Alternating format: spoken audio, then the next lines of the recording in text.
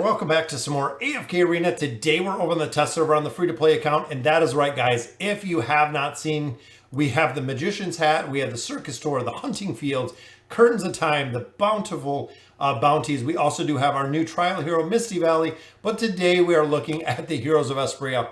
So if you are unfamiliar with the Heroes of Esperia, so ultimately it uses martial ratings. So we've seen this before. Again, the martial ratings, all players go to level 240, which makes it very, very nice.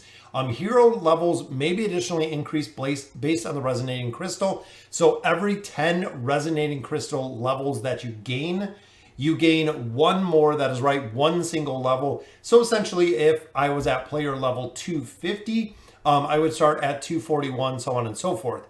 All gear, including unadorned pieces, are Mythic Tier 1. That is right. If a hero already has Mythic Tier 3 gear, their hero bonuses will be retained. So they get the bonuses right there. It does also include faction bonuses. So make sure if you're utilizing heroes in here that you do have the faction bonuses on the gear itself to go ahead and give that bonus. Signature items will stay. Elder Tree and the effects are retained. Furniture is retained.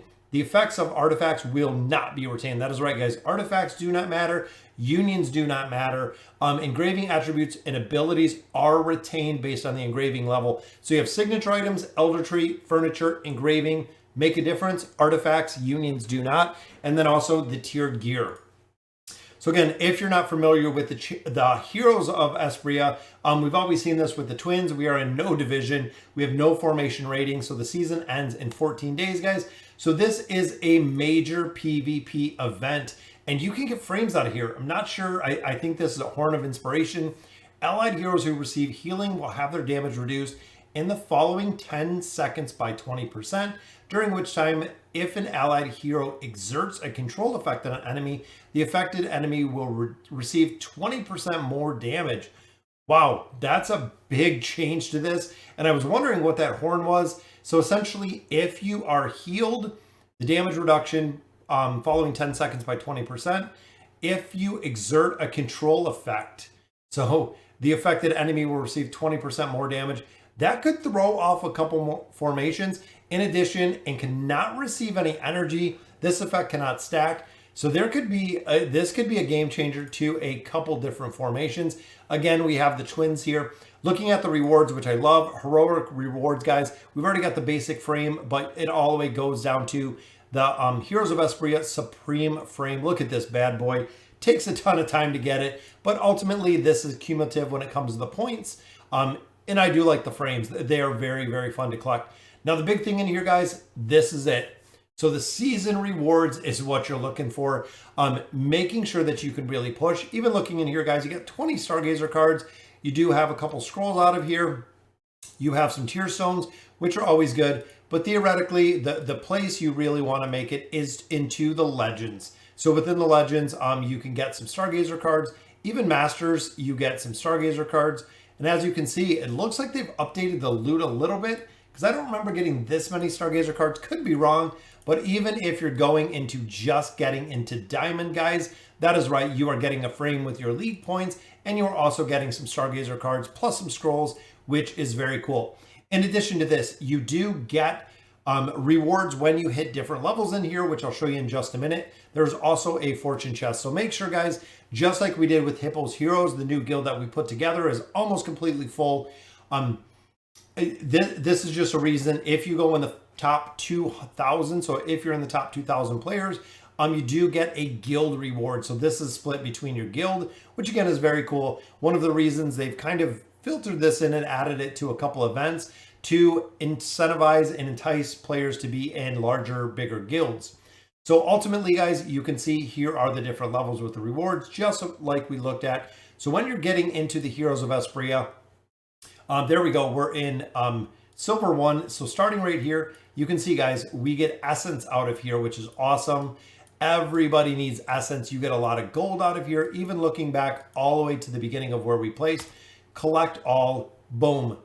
180 rare stones. We got 10 million gold. That is right, guys. Who could not use 10 million gold? And 2,400 of our Essence, which is absolutely amazing, guys. And you can see through this progression, you start getting elite stones, which of course is guaranteed elite heroes. So again, as you're pushing progression in here, it is very, very important. So a couple strategies that players use in here is one, they wait a few days when you enter the Heroes of Esperia, meaning that once the event starts, we wait 3 or 4 days just to kind of sit. Now they do have daily rewards out of here. So a lot of players will get the daily rewards. Daily rewards left right there, 3 of 3. So they will go ahead and hop in here, do their 3 battles per day. The rest of it they leave. Now the reason is that for this is you can see here 11 million, 12 million, 21, 58 million. So this player is absolutely huge. As you can see, all of these heroes maxed out. They're starting at a lower level. So essentially you can spend the first couple days just letting those stronger players progress and move through this. So you know, you're giving an opportunity for all of these stronger players to actually push up through the Heroes of Esperia, while all of the other players kind of fight it out at a lower ranking. Because essentially, if anyone fights him, of course, with 58 million, you're not going to defeat him, especially where I'm at. It is going to be impossible to defeat him. But ultimately, you can just let those players, especially with the frames, the PvP aspect, filter themselves out within there. So here it is reliant on teams. So you can see we have all 3 of our teams right here. As you progress further, you need more and more teams. I believe the masters, when you get up there, you need like 5 teams.